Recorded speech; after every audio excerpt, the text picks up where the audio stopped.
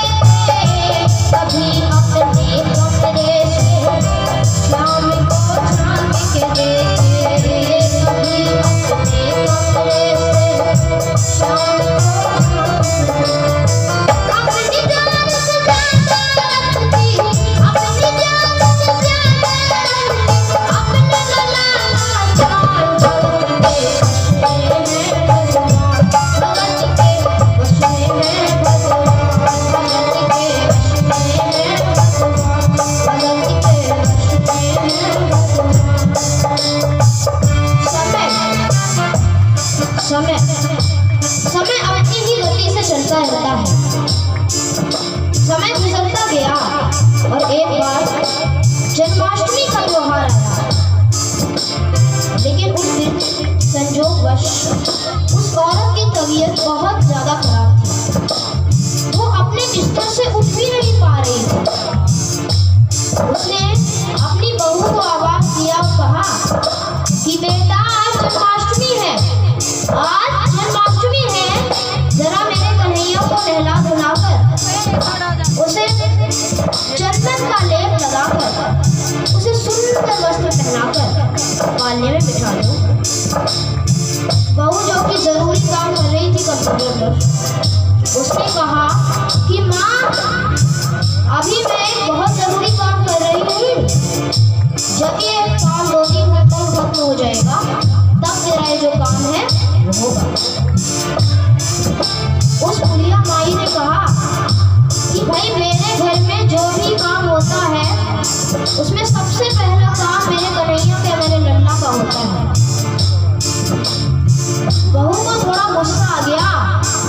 उसने गुस्से में आकर झुंझलाकर झटके से कन्हैया की मूर्ति को उठाया और मूर्ति हाथ से गिर गई। और ज्यों ही मूर्ति हाथ से गिरी, उस औरत के मुंह से आवाज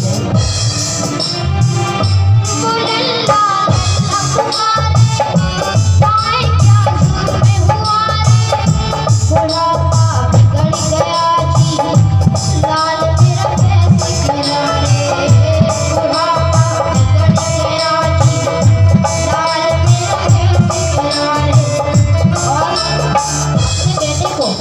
बुलाती और कहती है, जाओ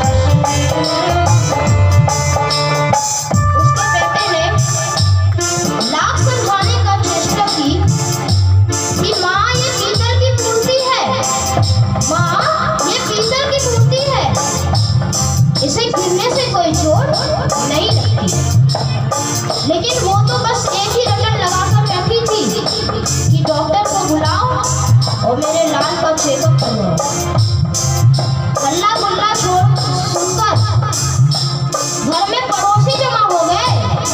पड़ोसियों ने पूछा कि भाई क्या बात है। बेटे ने कहा कि मेरी माँ पागल हो गई है, मेरी माँ पागल हो गई है। अरे पीतल की मूर्ति जमीन पर गिरी है तो कहती है डॉक्टर को बुलाओ। उन्हीं पड़ोसियों में एक बुजुर्ग आदमी थे। उन्होंने उसके बेटे को साइड में बुलाया और बोला कि बेटा क्यों झमेला करता है?